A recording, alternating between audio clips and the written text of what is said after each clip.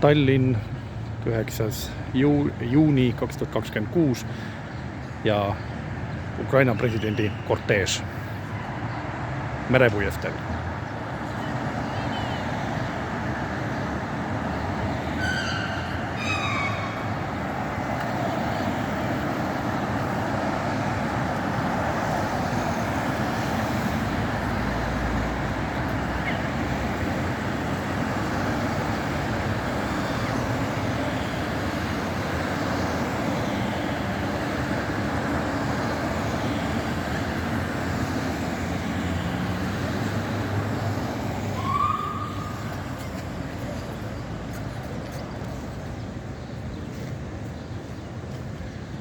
Millises autos oli Zelenski, seda me loomulikult ei tea. Aga nii ta oli. Aitäh vaatamast ja kohtume järgmises videos.